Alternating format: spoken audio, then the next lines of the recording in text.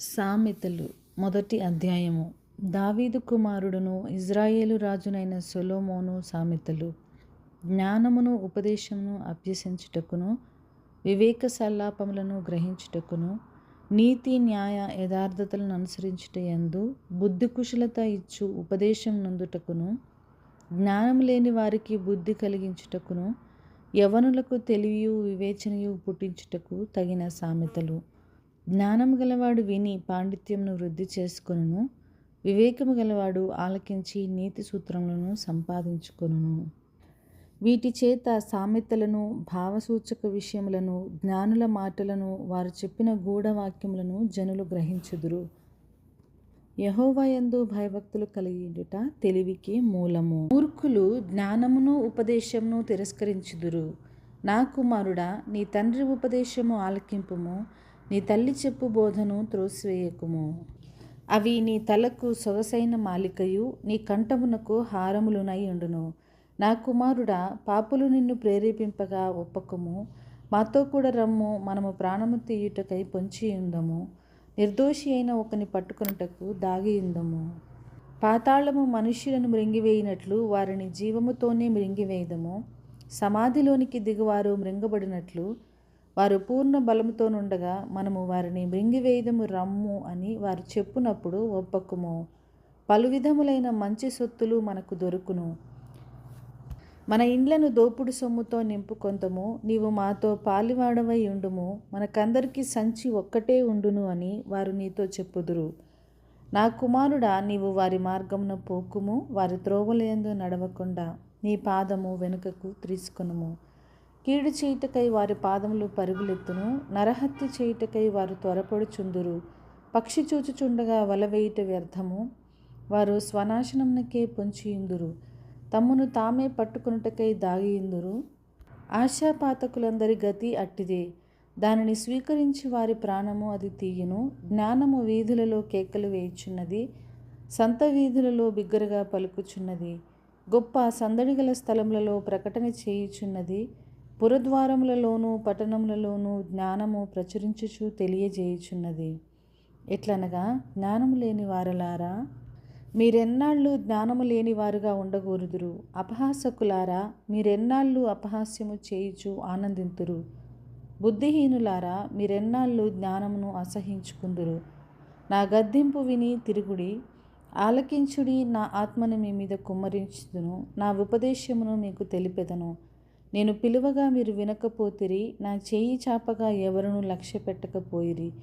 నేను చెప్పిన బోధ ఏమియో మీరు వినక త్రోసివేసితిరి. నేను గద్దింపగా లోబడకపోతిరి. కాబట్టి మీకు అపాయము కలుగునప్పుడు నేను నవ్వెదను, మీకు భయము వచ్చినప్పుడు నేను అపహాస్యము చేసేదను. భయము మీ మీదికి తుపాను వలె వచ్చినప్పుడు, సుడిగాలి వచ్చినట్లు మీకు అపాయము కలుగునప్పుడు, మీకు కష్టమును దుఃఖమును ప్రాప్తించినప్పుడును నేను అపహాస్యము చేసేదను. అప్పుడు వారు నన్ను గూర్చి మొరపెట్టెదరు గాని నేను ప్రత్యుత్తరం ఇయ్యకుందును. నన్ను శ్రద్ధగా వెదకెదరు గాని వారికి నేను కనబడకుందును. జ్ఞానము వారికి అసహ్యమాయెను, యెహోవా యందు భయభక్తులు కలిగియుండుట వారికి ఇష్టము లేకపోయెను. నా ఆలోచన విననుల్లకపోయిరి, నా గద్దింపును వారు కేవలం తృణీకరించిరి. కాబట్టి వారు తమ ప్రవర్తనకు తగిన ఫలమును అనుభవించెదరు. తమకు వెక్కసమగు వరకు తమ ఆలోచనలను అనుసరించెదరు. జ్ఞానము లేనివారు దేవుని విసర్జించి నాశనమగుదురు. బుద్ధిహీనులు క్షేమము కలిగినదని మైమరిచి నిర్మూలమగుదురు. నా ఉపదేశమును అంగీకరించువాడు సురక్షితముగా నివసించును.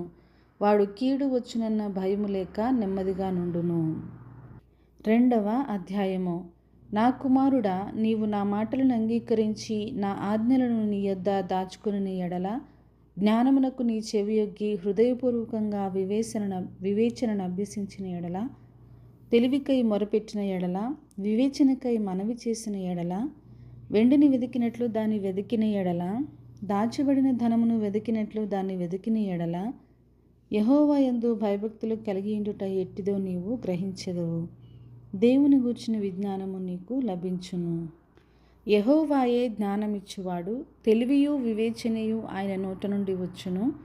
ఆయన యథార్థవంతులను వర్ధిల్ల చేయును. యుక్త మార్గము తప్పక నడుచుకుని వారికి ఆయన కేడముగానున్నాడు. న్యాయము తప్పిపోకుండా ఆయన కనిపెట్టును, తన భక్తుల ప్రవర్తనను ఆయన కాచును. అప్పుడు నీతి న్యాయములను యథార్థతను ప్రతి సన్మార్గమును నీవు తెలుసుకుందువు. జ్ఞానము నీ హృదయమున చొచ్చును, తెలివి నీకు మనోహరముగా నుండును. బుద్ధి నిన్ను కాపాడును, వివేచన నీకు కావలి కాయును. అది దుష్టుల మార్గము నుండి, మూర్ఖముగా మాట్లాడే వారి చేతిలో నుండి నిన్ను రక్షించును. అట్టివారు చీకటి త్రోవలలో నడవవలనని యథార్థ మార్గములను విడిచిపెట్టెదరు. కీడు చేయ సంతోషించుదురు, అతి మూర్ఖుల ప్రవర్తన యందు ఉల్లసించుదురు. వారు నడుచుకుని త్రోవలు వంకరివి, వారు కుటిల వర్తనులు. మరియు అది జార స్త్రీ నుండి, మృదువుగా మాట్లాడు పరస్త్రీ నుండి నిన్ను రక్షించును. అటి స్త్రీ తన యవ్వన కాలపు ప్రియుని విడిచినది, తన దేవుని నిబంధనను మరచునది. దాని ఇల్లు మృత్యువునొద్దకు దారి తీయును, అది నడుచు త్రోవలు ప్రేతల యొద్దకు చేరును. దాని యొద్దకు పోవు వారిలో ఎవరునూ తిరిగి రారు, జీవమార్గములు వారికి దక్కవు. నా మాటలు వినిన ఎడల నీవు సజ్జనుల మార్గమందు నడుచుకుందువు, నీతిమంతుల ప్రవర్తనలను అనుసరించుదువు. యథార్థవంతుల దేశమందు నివసించుదురు, లోపము లేనివారు దానిలో నిలిచియుందురు. భక్తిహీనుల దేశంలో నుండకుండా నిర్మూలమగుదురు, విశ్వాసఘాతకులు దానిలో నుండా పెరికివేయబడుదురు. 3వ అధ్యాయము. నా కుమారుడా, నా ఉపదేశమును మరువకుము, నా ఆజ్ఞలను హృదయపూర్వకంగా గైకొనుము. అవి దీర్ఘాయువును, సుఖజీవముతో గడుచు సంవత్సరములను, శాంతిని నీకు కలుగచేయును.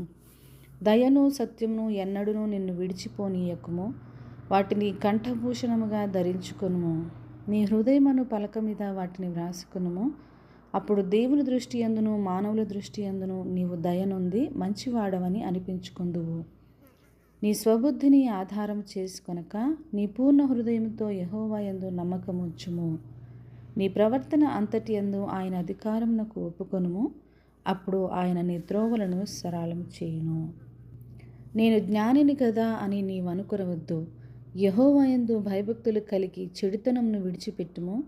అప్పుడు నీ దేహమునకు ఆరోగ్యమును, నీ ఎముకలకు సత్తువయు కలుగును. నీ రాబడి అంతటిలో ప్రథమ ఫలమును, నీ ఆస్తిలో భాగమును ఇచ్చి యెహోవాను ఘనపరచుము.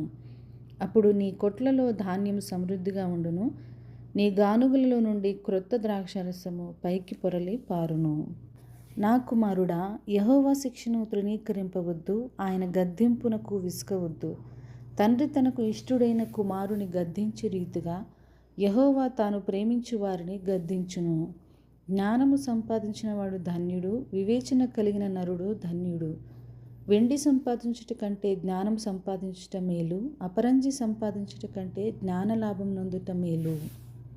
పగడముల కంటే అది ప్రియమైనది. నీ ఇష్ట వస్తువులన్నీ దానితో సమానములు కావు. దాని కుడి చేతిలో దీర్ఘాయువును, దాని ఎడమ చేతిలో ధనఘనతలను ఉన్నవి. దాని మార్గములు రమ్య మార్గములు, దాని త్రోవలన్నీ క్షేమకరములు. దానిని అవలంబించి వారికి అది జీవవృక్షము, దాన్ని పట్టుకుని వారందరూ ధన్యులు. జ్ఞానము వలన యెహోవా భూమిని స్థాపించెను, వివేచన వలన ఆయన ఆకాశ విశాలమును స్థిరపరచును. ఆయన తెలివి వలన అగాధ జలములు ప్రవహించుచున్నవి, మేఘముల నుండి మంచు బిందువులు కురియుచున్నవి. నా కుమారుడా, లెస్స అయిన జ్ఞానమును వివేచనను భద్రము చేసుకొనుము. వాటిని నీ కన్నుల ఎదుట నుండి తొలగిపోనీయకుము. అవి నీకు జీవముగాను, నీ మెడకు అలంకారంగాను ఉండును. అప్పుడు నీ మార్గమున నీవు సురక్షితముగా నడిచెదవు, నీ పాదము ఎప్పుడునూ తొట్టిల్లదు. పండుకొనున్నప్పుడు నీవు భయపడవు, నీవు పరుండి సుఖముగా నిద్రించెదవు. ఆకస్మికముగా భయము కలుగునప్పుడు, దుర్మార్గులకు నాశనము వచ్చినప్పుడు నీవు భయపడవద్దు. యెహోవా నీకు ఆధారమగును, నీ కాలు చిక్కుబడకుండునట్లు ఆయన నిన్ను కాపాడును. మేలు చేయుట నీ చేతనైనప్పుడు దాన్ని పొందదగిన వారికి చేయకుండా వెనుక తీయకుము. ద్రవ్యము నీ యొద్ద నుండగా రేపు ఇచ్చెదను పోయి రమ్మని నీ పొరుగు వానితో అనవద్దు. నీ పొరుగువాడు నీ యొద్ద నిర్భయముగా నివసించున్నప్పుడు వానికి అపకారము కల్పించవద్దు. నీకు హాని చేయని వానితో నిర్నిమిత్తముగా జగడమాడవద్దు. బలాత్కారము చేయువాని చూచి మత్సరపడకుము. వాడు చేయు క్రియలను ఏమాత్రమును చేయగోరవద్దు. కుటిలవర్తనుడు యెహోవాకు అసహ్యుడు. యథార్థవంతులకు ఆయన తోడుగా ఉండును. భక్తిహీనుల ఇంటి మీదికి యెహోవా శాపము వచ్చును, నీతిమంతుల నివాస స్థలమును ఆయన ఆశీర్వదించును. అపహాసకులను ఆయన అపహసించును, దీనుని ఎడల ఆయన దయచూపును. జ్ఞానులు ఘనతను స్వతంత్రించుకుందురు, బుద్ధిహీనులు అవమానభరితులగుదురు. 4వ అధ్యాయము. కుమారులారా, తండ్రి ఉపదేశము వినుడి, మీరు వివేకము నొందునట్లు ఆలకించుడి. నేను మీకు సదుపదేశము చేసేదను, నా బోధను త్రోసివేయకుడి. నా తండ్రికి నేను కుమారుడుగా నుంటిని, నా తల్లి దృష్టికి నేను సుకుమారుడనైన ఏక కుమారుడనై ఉంటిని. ఆయన నాకు బోధించుచు నాతో ఇట్లనెను, నీ హృదయము పట్టుదలతో నా మాటలను పట్టుకొననిమ్ము, నా ఆజ్ఞలను గైకొనిన ఎడల నీవు బ్రతుకుదువు. జ్ఞానము సంపాదించుకొనుము, బుద్ధి సంపాదించుకొనుము. నా నోటి మాటలను మరువకుము, వాటి నుండి తొలగిపోకుము. జ్ఞానమును విడవకయుండిన ఎడల అది నిన్ను కాపాడును, దాన్ని ప్రేమించిన ఎడల అది నిన్ను రక్షించును. జ్ఞానమును సంపాదించుకునుటయే జ్ఞానమునకు ముఖ్యాంశము. నీ సంపాదన అంతయు ఇచ్చి బుద్ధి సంపాదించుకొనుము. దాన్ని గొప్ప చేసిన ఎడల అది నిన్ను హెచ్చించును, దాన్ని కౌగిలించిన ఎడల అది నీకు ఘనతను తెచ్చును. అది నీ తలకు అందమైన మాలిక కట్టును, ప్రకాశమానమైన కిరీటమును నీకు దయచేయును. నా కుమారుడా, నీవు ఆలకించి నా మాటలను అంగీకరించిన ఎడల నీవు దీర్ఘాయుష్మంతుడవగుదువు. జ్ఞాన మార్గమును నేను నీకు బోధించి ఉన్నాను, యథార్థ మార్గములో నిన్ను నడిపించి ఉన్నాను. నీవు నడుచునప్పుడు నీ అడుగు ఇరుకున పడదు, నీవు పరిగెత్తునప్పుడు నీ పాదము తొట్టిల్లదు. ఉపదేశమును విడిచిపెట్టక దాన్ని గట్టిగా పట్టుకొనుము, అది నీకు జీవము గనుక దాన్ని పొందియుండుము. భక్తిహీనుల త్రోవను చేరకుము, దుష్టుల మార్గమున నడవకుము. దాని యందు ప్రవేశింపక తప్పించుకొని తిరుగుము, దాని నుండి తొలగి సాగిపోమ్ము. అట్టివారు కీడు చేయనిది నిద్రింపరు, ఎదుటివారిని పడద్రోయనిది వారికి నిద్ర రాదు. కీడు చేత దొరికిన దాన్ని వారు భుజింతురు, బలాత్కారము చేత దొరికిన ద్రాక్షరసమును త్రాగుదురు. పగులగు వరకు వేకువ వెలుగు తేజరిల్లునట్లు నీతిమంతుల మార్గము అంతకంతకు తేజరిల్లును. భక్తిహీనుల మార్గము గాఢాంధకారమయము, తాము దేని మీద పడున్నది వారికి తెలియదు. నా కుమారుడా, నా మాటలను ఆలకింపుము, నా వాక్యములకు నీ చెవియొగ్గుము.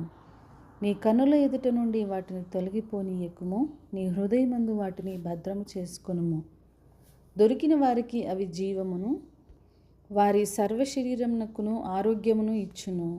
నీ హృదయములో నుండి జీవధారలు బయలుదేరును. కాబట్టి అన్నిటికంటే ముఖ్యముగా నీ హృదయమును భద్రముగా కాపాడుకొనుము.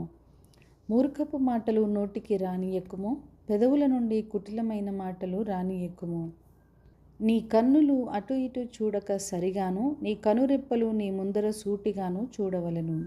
నీవు నడుచు మార్గమును సరళము చేయుము, అప్పుడు నీ మార్గములన్నీ స్థిరములగును. నీవు కుడి తట్టుకైనను ఎడమ తట్టుకైనను తిరగకుము, నీ పాదమును కీడునకు దూరంగా తొలగించుకొనుము. 5వ అధ్యాయము.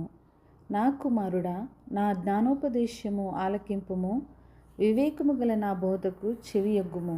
అప్పుడు నీవు బుద్ధి కలిగి నడుచుకుందువు, తెలివిని బట్టి నీ పెదవులు మాటలాడును.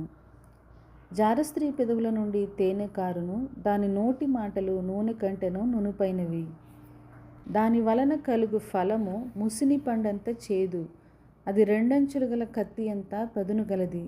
దాని నడతలు మరణమునకు దిగుటకు దారి తీయును, దాని అడుగులు పాతాళమునకు చక్కగా చేరును. అది జీవమార్గమును ఏమాత్రమును విచారింపదు, దానికి తెలియకుండానే దాని పాదములు ఇటు అటు తిరుగును. కుమారులారా, నా మాట ఆలకింపుడి, నేను చెప్పు ఉపదేశం నుండి తొలగకుడి. జారస్త్రీ యందుండు ఛాయకు పోక నీ మార్గము దానికి దూరముగా చేసుకొనుము.